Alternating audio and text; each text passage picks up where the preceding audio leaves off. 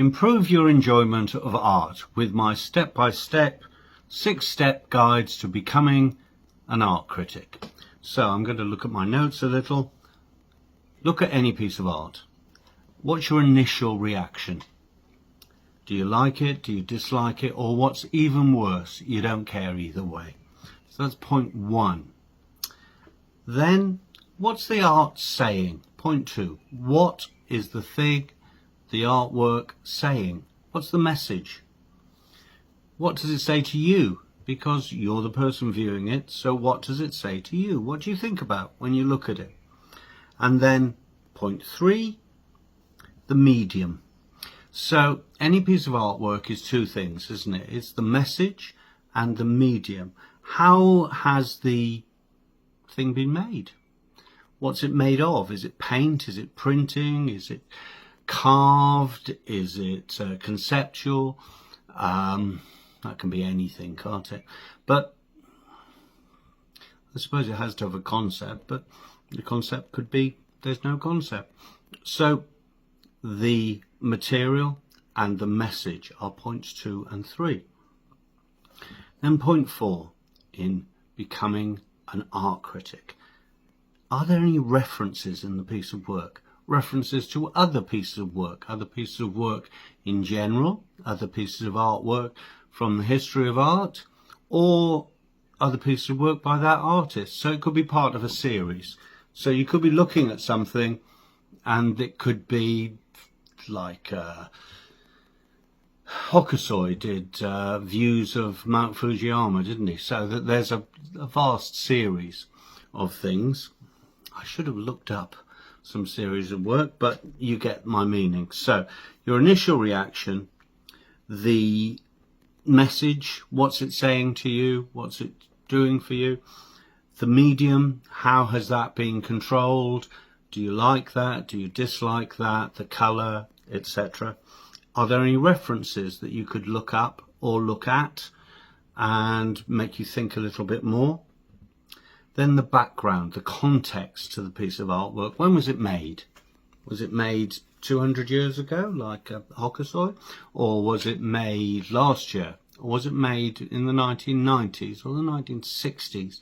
Was the context of what was happening at that time, which will, I suppose,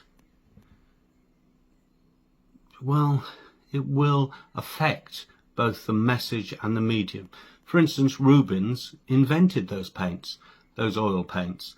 And so a lot of his medium is, he worked on it. And the message is there's a certain joy of life or everyday life within his work of the time in Holland. So there's a background, a context, the place, often the title of the work, or the person who bought the work. So there's lots of artwork sponsored by the Catholic Church, and the method and the medium and the message are very much about opulence and the Catholic Church.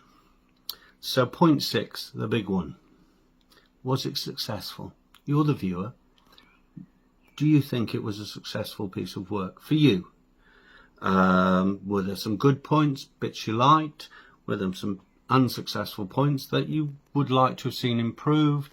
Or how does it all hang together? How does the method, the message, the background, the context, how does it affect whether it's successful to you?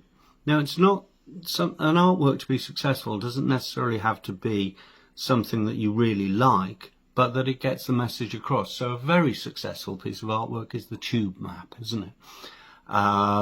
Or let me think of another successful. Well, Jamie Reed's work, the picture of the Queen, very, very anti-authority. The situationalist work, and we will be getting on to situationalists soon. So I'm going to write these down, but if you can try and remember your initial reaction, your look at it and think, does it say anything to me, or what's it trying to say? The medium, the references within the work to other pieces of work or to itself, or other work by that artist, the background, the context, and whether it's successful or not. If you know the answer for you for those things, you are an art critic. You can start a conversation, or you can continue a conversation with any artist or someone interested in art. So have a go yourself. I hope that is a good guide to improve your enjoyment of art.